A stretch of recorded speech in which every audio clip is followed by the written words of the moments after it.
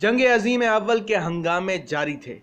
خلافت عثمانیہ کے مسلم اتحاد کو آہستہ آہستہ توڑ کر قومی ریاستوں میں تقسیم کیا جا رہا تھا، لیکن اس دوران اس بات کا خاص اہتمام کیا جاتا تھا کہ وہ اہم ترین علاقے جن کی علاقائی، تجارتی اور عسکری اہمیت ہو، ان کا اختیار اور کنٹرول مسلمانوں کے ہاتھ میں نہ جانے دیا جائے، خصوصاً وہ علاقے جہاں سے جہاز رانی کر کے علاقے فتح کرنا یا تجارت کرنا مقصود تھا۔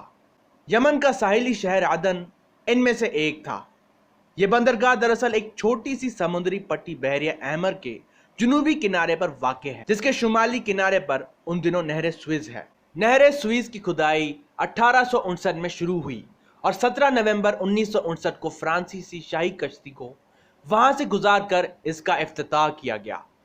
اس کے بعد سے یہ بحیرہ احمر، نہر سوئز اور عدن کی بندرگاہ تمام یورپی نو آبادیاتی قوتوں کے لیے اہم ترین ہو گئے۔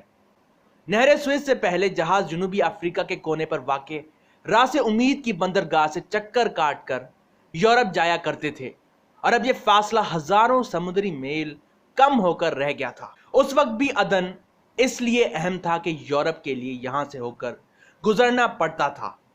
اس وقت یہ شہر، جہاں صرف 600 عرب اور صومالی رہتے تھے، ان 600 لوگوں نے 1838 ایک برطانوی جہاز روک لیا اور تاوان طلب کیا، جس پر 19 جنوری 1839 میں برطانوی ایسٹ انڈیا کمپنی نے اپنی بحری فوجیں وہاں اتار دیں اور صرف بندرگاہ کے 13 مربع کلومیٹر پر پڑاؤ ڈالا۔ یہ بحری تاریخ کا 9/11 تھا۔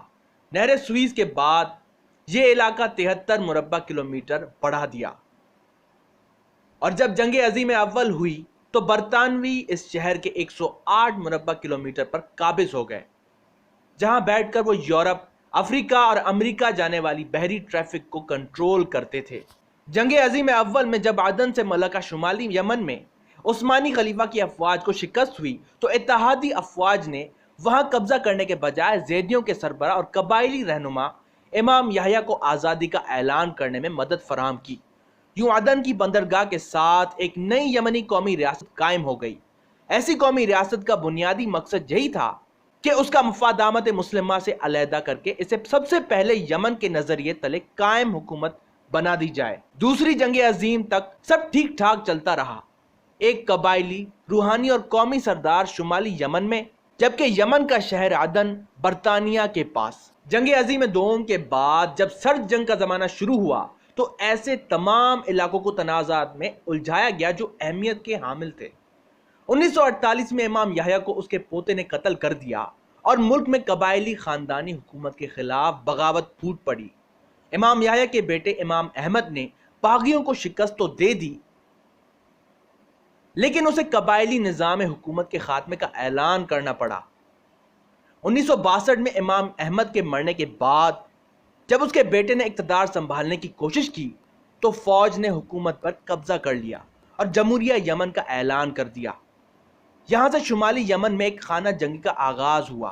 امام احمد اور اس کے خاندان کو سعودی عرب اور اردن کی حمایت حاصل تھی، جبکہ جمہوریہ یمن قائم کرنے والوں کی مدد روس کے حلیف مصر کا حکمران جمال عبد الناصر کر رہا تھا۔ ناصر نے اپنی 70,000 افواج یمن میں اتار دیں۔ یہ خانہ جنگی 5 سال چلتی رہی، جس میں 2 لاکھ انسان مارے گئے۔